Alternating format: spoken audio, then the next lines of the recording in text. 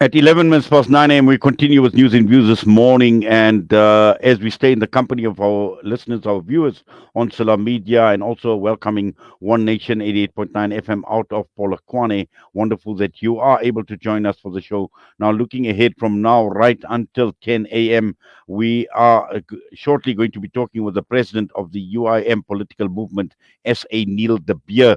South Africans are seeking answers. The question is, will we get them from President Cyril Ramaphosa?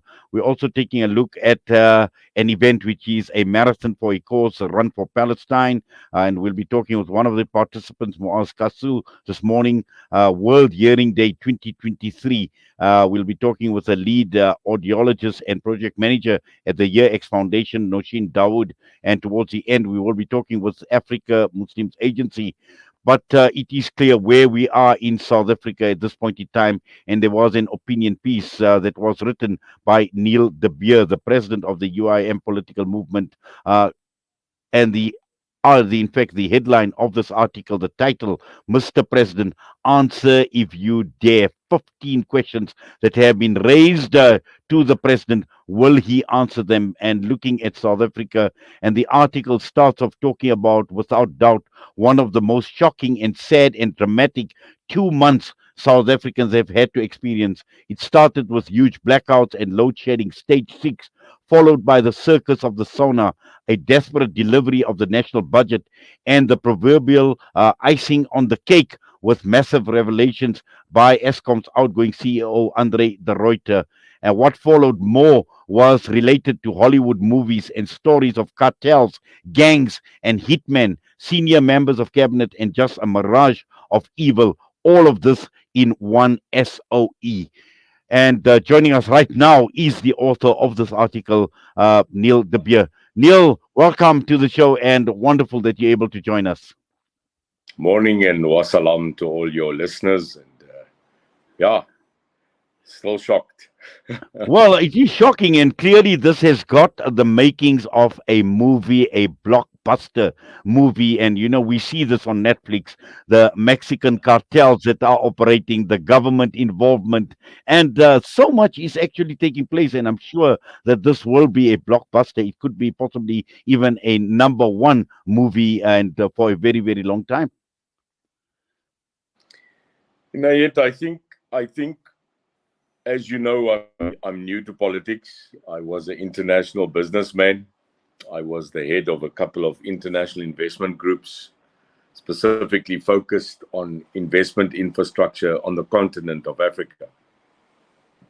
But I have not lost my networks, my contacts since the day that I decided to step up, put my big boy pants on, and take them on for what they are doing wrong, because the only way to do it is to do it without fear, without favor, and believe that our God's Allah, the God that you believe in, the person, the individual, the bright light will shine.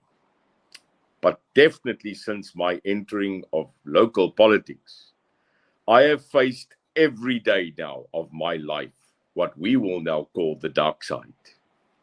And South Africans today find themselves waking up not just physically now in the dark, but facing newspaper article after media article of cartels, ministers being part of gangs, a judge saying that the top echelon, a judge pronouncing in a court that the top echelon of our policing service have indeed been infiltrated by gangs, a president that sits there in limbo, a president with no effective leadership mandate, in my opinion, anymore, a gutless and backless, spineless human being who absolutely faltered and let us down in the time of need. And therefore, 3 weeks long, I asked the public of this country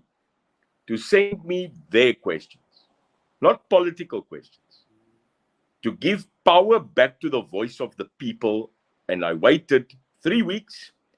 Thousands of questions came in, many of them very similar, and then we duplicated them, took away the ones that were duplicated at the final list, and 15 hard, direct, straightforward questions were then posed in public yesterday. And I said to him, Mr. President, answer this if you dare. And no tik die klok elke minuut, and we are waiting.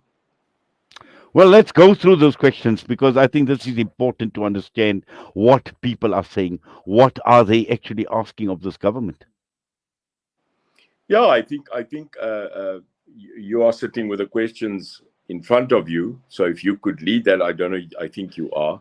Yes, I can. I can. I can. And I and can. No and problem. and I would Yes. like to ask you if there are of those questions that are standing out. But what is interesting, yet is that we did not pose a question. We first made a statement.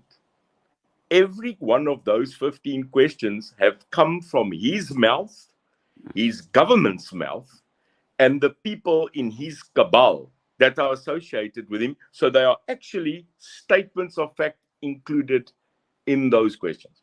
Yes, Neil, my reading into this is, all these questions are interrelated in some way or the other, and from the very first question that you raised with regard to crime, you speak about the tendency of this government to blame the past, to blame apartheid, not recognizing the fact, persecuting the white population, not acknowledging the fact of their contribution to the country.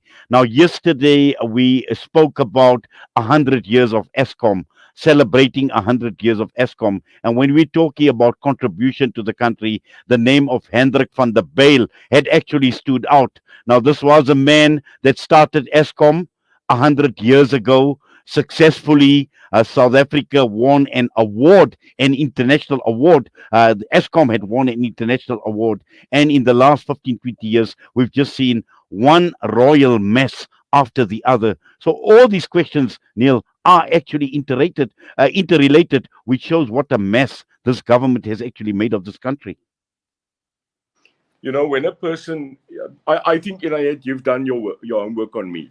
I am a person that in the 80s actually joined the struggle as a young man and actually was a member of Umkhonto-we-Sizwe. I took part, not just a person that is white, but the person that got up in my youth and I said, but this system is wrong because I have got a mind. So I was one of probably the few people that physically picked up arms to fight the apartheid government pre-80, and I'm still suffering about that. But I want to use that as an intro to tell you that to me, the existence just of the segment color is already itching here on my back because I fought 8 long years pre-94 that there would be no more racial segregation. So what I'm now going to tell you, please take it in the context of that, if I may. Here's the statement. Pre-94, the system of apartheid was a heinous crime against humanity, so declared by the United Nations. We know that. But can I park the racial debate just for 1 minute and speak about the advancement of technology, the advancement of infrastructure, the advancement of industry that were made until 94, yes, by a segregated entity. But the fact of the matter is that Denel, SAA, ESCOM, at those times we also had ISCOR for the iron and metal industry. When we look at all the other industries of Spoornet, Transnet, all the current SOEs were put in place, yes, to serve a nationalist government, but to give employment and to build a country. Now, it's difficult for us because of the sensitivity we always have in this country to segment off the two. But you can't say that there was great infrastructure and apartheid in one sentence. No, but you can if you are a person that can just for 1 minute park your EQ and use your IQ. We took over a government in 1994 that had no doubt, one of the most progressive, advanced, settled infrastructure on the continent of Africa. This cannot be disputed. And now we've got to say, since 1994 until today's day, inshallah, today, what happened? Well, the picture is now becoming as clear as daylight. Nothing. Yes, they are saying more people got housing. Yes, more people got electricity. Yes, we got freedom. Yes, we could put our name now freely on a ballot. Yes, there are no group areas, no dompas. But factual statement. 30 years later, we just got freedom on a ballot, but we suffered as a country, infrastructure destroyed, looting and stealing, gangsters and criminality. And this country, in my opinion, has not just digressed 30 years in infrastructure, but now again in racial relationships. And that's where we stand. And therefore, the most executive person in this country, undisputed, is the president of this country, and he must get up and he must lead or get out. That's as simple as that. Well, Neil, you know what you are saying, and when you make reference to the SONA as well, which was a farce and the debacle of the SONA, where we've heard the president, and for me, what stood out is he speaks about how we are defined. We are not defined by the minerals under the ground and defined by the mountains and the beautiful scenery and all the fancy talk. But he also spoke about resilience, and he says we are a resilient nation. But how does one actually ask a nation to be resilient when millions of people don't even know when their next or where their next piece of bread is going to come from? When millions are starving, and we have not seen this in the past, we've never seen food insecurity at the levels that we are seeing right now. So it is right across the board, the poorest of the poor, each and every citizen of this country is suffering. And towards the end of the SONA, he's made a statement. He doesn't know why he is in this job. And the point that you made, that if a person doesn't know why he is in this job, then get out. You know, I spent some time in Dubai. I spent some time in the Middle East, which by the way, is why I have a massive passion for Islam. I have a huge respect for the Holy Quran. I'm a Christian, vehement, but I am in love with the Islamic faith and the people that follow the Islamic faith. A friend gave me the Quran in English. Wow, man. And let me start there.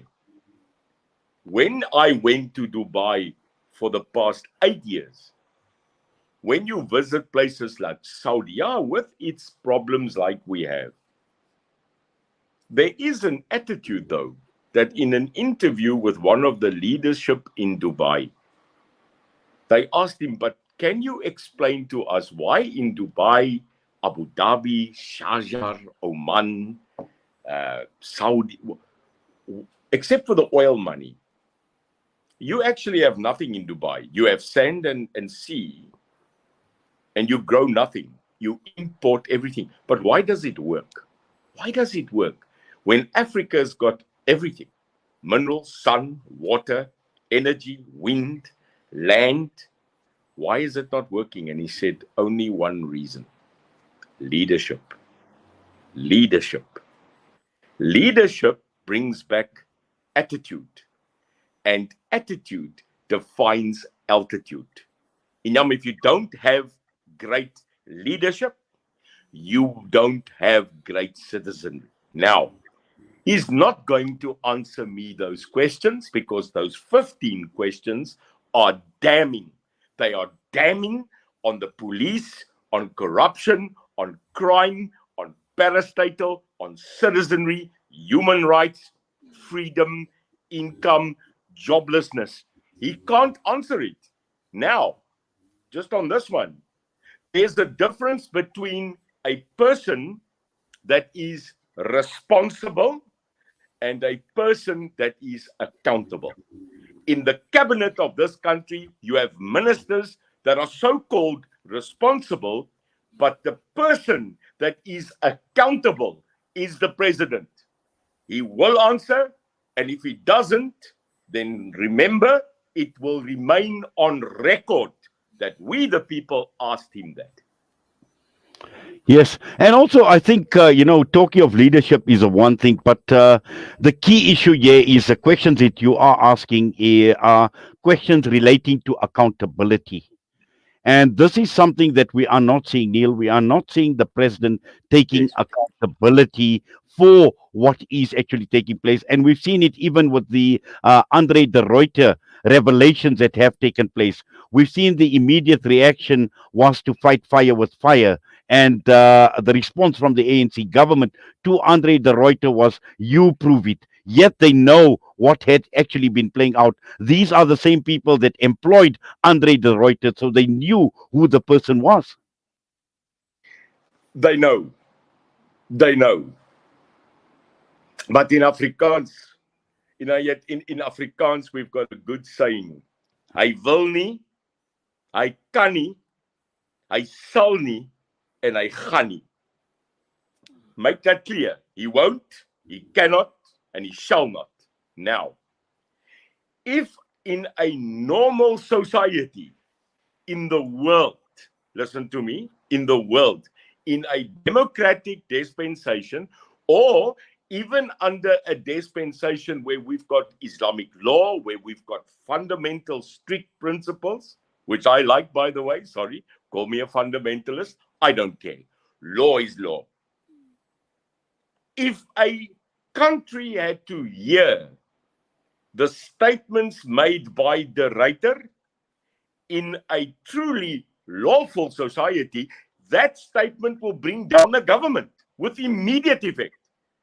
There would be 1 million people in the streets the next day saying to the people, you are not our leadership. You are not the people that we elected. Now, call a referendum and get out. But our problem is exactly what you just said. We are a resilient people. Eskom gaan af, dan sit ons gas.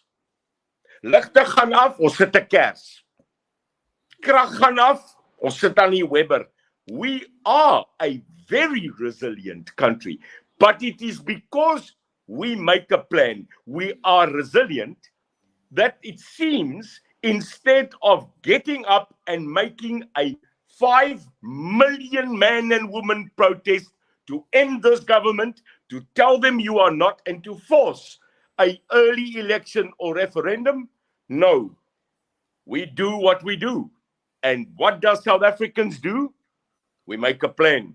So our resilience, in my opinion, right now, is the cause and effect of this government being able to take massive truths being thrown at them and just wipe it off like Teflon. It's our fault. It's the people's fault. And every night, I do a lot of dua. I do dua every night, that this country will at one time wake up. In Xhosa we say, uvuka nomslanje, uvuka, because the time has come that we as the people mustn't just take this, be resilient, and then you have a president that gets up and says it's not his constitutional duty to provide us power. Why? Well, Mr. President, then it's not our constitutional duty to keep you as president.